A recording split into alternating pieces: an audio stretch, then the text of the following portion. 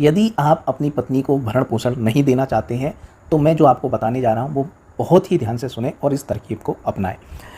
दोस्तों 125(3) सीआरपीसी के अंतर्गत ये प्रावधान है कि यदि आप मेंटेनेंस नहीं देते हैं, तो मेंटेनेंस के लिए आपके अगेंस्ट यहाँ पर रिकवरी वारंट जारी किए जाएंगे और उसके ज़रिए आपसे भरण-पोषण की राशि लेने का प्रयास किया जाएगा। और कोर्ट आपके अगेंस्ट रिकवरी वारंट भी जारी करती है, तब भी आप रुपया नहीं देते हैं मेंटेनेंस के, तो कोर्ट क्या कर सकती है, कोर्ट आपको 1 महीने का जो मेंटेनेंस उसने बांधा है, जो भी बांधा हो 5,000, 10,000, 20,000, 50,000, तो उस 1 महीने की मेंटेनेंस राशि के लिए आपको अधिकतम 1 महीने के लिए जेल भेज सकती है। 1 महीने का आपको अधिकतम यहाँ इम्प्रिजमेंट हो सकता है। तो दोस्तों इस तरीके से आप 1 महीने के भरण-पोषण ना देने के लिए या जितना भी महीने का आपका भरण-पोषण हुआ है उसके लिए आप कुछ दिनों के लिए जेल में रह लेते हैं, तो आपको आप पत्नी को भरण-पोषण नहीं देना पड़ेगा।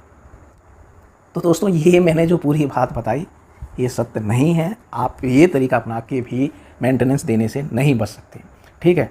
ये प्रावधान लिखा है सीआरपीसी के अंतर्गत, लेकिन इसका मतलब ये बिल्कुल भी नहीं है कि ये आप तरीका अपनाएंगे और आप मेंटेनेंस देने से बच जाएंगे। आप जेल जाने के बाद भी कोर्ट आपसे जो अन्य तरीके हैं, आपकी संपत्ति कुर्क करके जो भी अन्य तरीके हैं, उन तरीके से आपसे भरण-पोषण की राशि निकलवा सकती है और आपकी पत्नी को दिलवा सकती है। तो दोस्तों ये जो मैंने बताया, कई लोगों के द्वारा ऐसी सलाह दी जाती है, इसीलिए मैंने आपको बताया कि ऐसा बिल्कुल नहीं है। तो दोस्तों इसके संबंध में एक बहुत ही महत्वपूर्ण सुप्रीम कोर्ट का ये फैसला है। इसका नाम है श्रीमती कुलदीप कौर बनाम सुरिंदर सिंह 1988। ये सुप्रीम कोर्ट का केस है, इस एक लैंडमार्क केस है। दोस्तों इससे पहले क्या था कि यदि पति मेंटेनेंस नहीं देता है, 1 महीने का उसने मेंटेनेंस नहीं दिया, उसके लिए उसने यहाँ सज़ा काट ली, 10 दिन 15 दिन जो भी जेल में उसे भेजा गया, तो फिर उसे यहाँ पर मेंटेनेंस नहीं देना पड़ता था। तो दोस्तों इस मामले में भी ऐसा हुआ कि एक पति ने यहाँ पर कई महीनों का मेंटेनेंस नहीं दिया था और कोर्ट ने इसलिए उसे जेल भेजा गया। और जब पति जेल से छूटा तो पत्नी ने यहाँ पर फैमिली कोर्ट में ये एप्लीकेशन लगाई कि जिन महीनों का इसने मेंटेनेंस नहीं दिया है और जिसके लिए उसे जेल भेजा गया,